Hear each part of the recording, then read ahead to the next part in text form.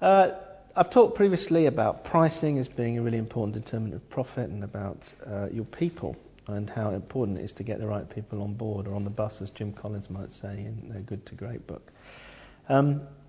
Today I want to talk about what you do when times get really, really tough and you have to make an austerity call, you have to cut back. We're facing that in the current phase with the various governments around the world taking austerity measures and all the reaction that's following from that. So in a small business, or in a business, what is it? How should you approach the need to cut back?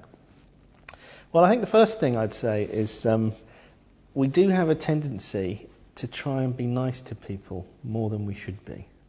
What I mean by that is, rather than cutting once, cutting deep, doing what you absolutely need to do, and then rebuilding from there, there is a real tendency to try not to deliver too much pain, because it's very, very painful, obviously, for the people who lose their jobs.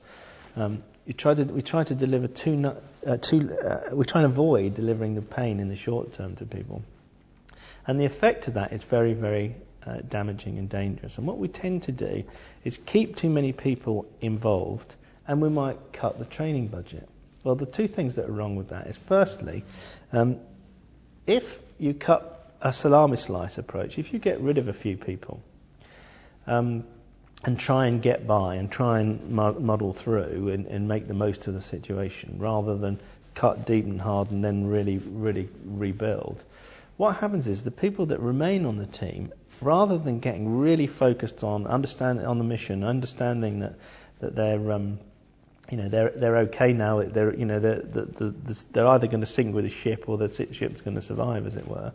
If you salami slice, everybody's forever looking over their shoulder, looking to see if they're next, looking, checking the job pages, etc. So they're not committed. They cannot be committed and confident and really go for what's necessary in the business.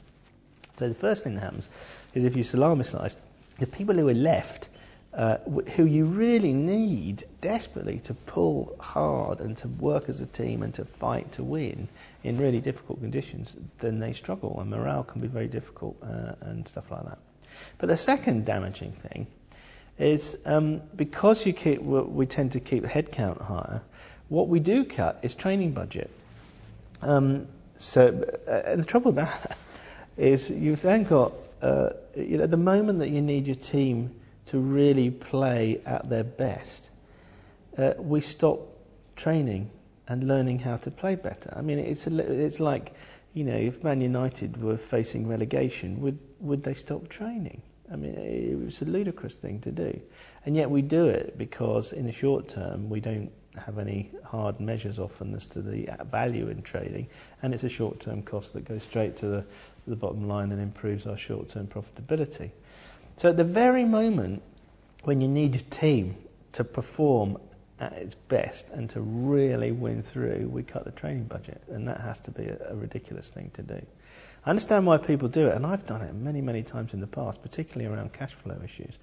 So the secret, I think, around cutting and cutting your cloth to be able to survive in difficult conditions is to do so once, do it hard and deep, and keep up the spend on training, and really keep the team focused and working well together. My mum used to say that you can lose weight really easily. You can just chop off a leg, and the trouble with that is, of course, it reduces your capacity to run in future. So cutting well is all about doing the right things in the right order. And so my strong advice from I've had the knocks, I bear the scars, is to bite the bullet, do it once, cut deep, and then really focus the team on winning and training and getting better at what it does, and you come through that way.